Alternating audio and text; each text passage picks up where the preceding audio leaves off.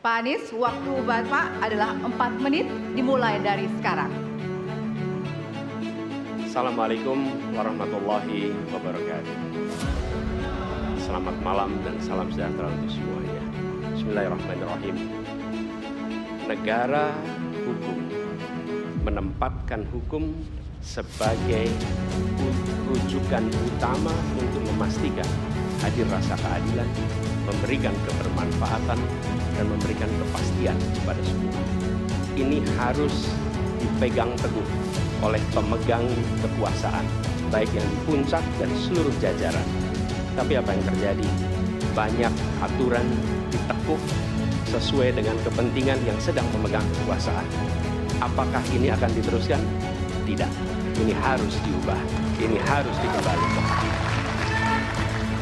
Kemudian kita menyaksikan betapa pada hari-hari ini tatanan ketika kita menyelenggarakan pemerintahan sering tidak sesuai dengan prinsip-prinsip hukum yang kita pegang.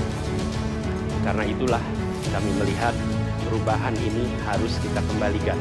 Negara ini adalah negara hukum, bukan negara kekuasaan.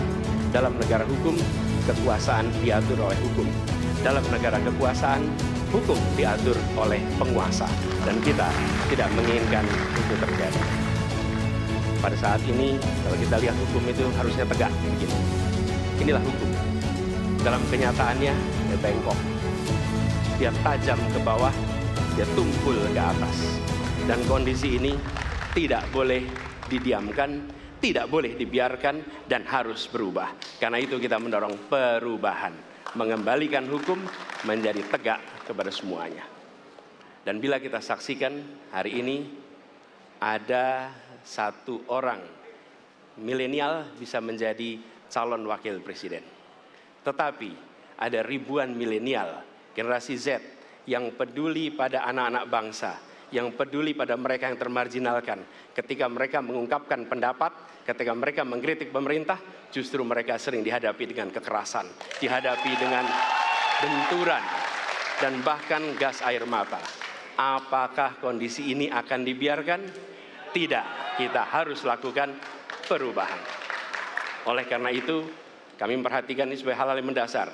Yang tak kalah penting, ini kedua nih, yang tak kalah penting. Kita menyaksikan pada saat ini, ada peristiwa seperti peristiwa Ibu Mega.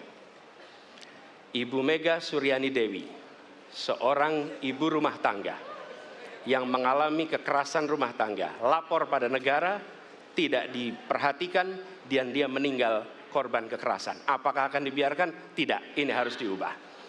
Dan tidak kalah penting, hadir bersama saya di sini, ayahnya Harun Ar-Rasyid. Harun Ar-Rasyid adalah anak yang meninggal, pendukung Pak Prabowo di Pilpres 2019 yang menuntut keadilan pada saat itu.